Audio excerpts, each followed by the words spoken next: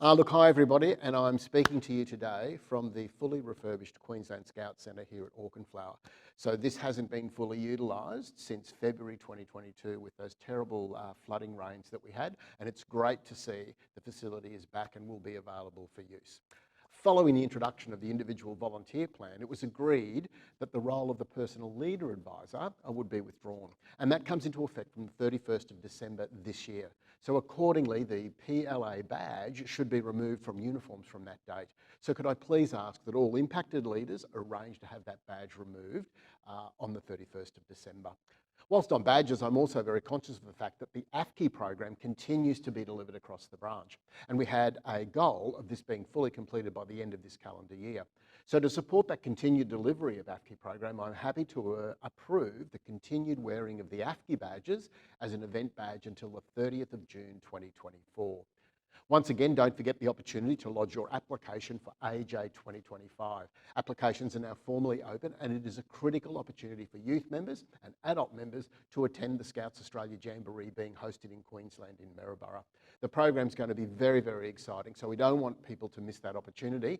And remember that the next Jamboree is in 2029. So it's really important to make sure that you register now for AJ 2025. The polo shirt design competition for the coming Jamboree is also open, and this is your chance to have your artwork proudly worn by thousands of Scouts across the nation. All you need to do is let your imagination soar, follow the guidelines below, and remember submissions close on the 30th of November, and there's a link here for you.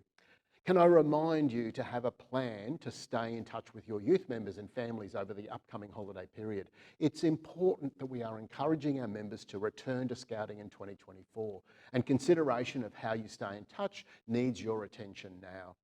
This coming weekend, I'm heading off to Adelaide for the Chief Commissioners Council, the National Operations Committee, National Executive meetings, and also the Scouts Australia Annual General Meeting.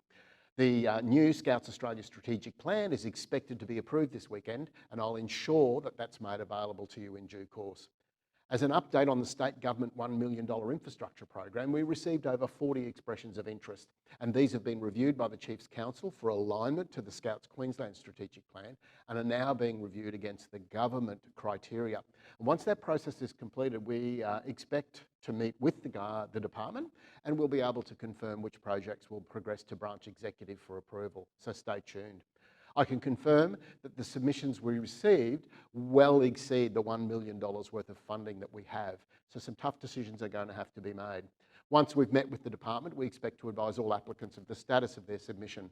The time frame for that is currently unknown, but we are conscious of the time, and that is a very critical factor in us delivering these projects. Don't forget that wine and spirit bottles are now able to be recycled at 10 cents. So encourage your families and all of your donators to include wine and spirits bottles in the Scouts recycling program.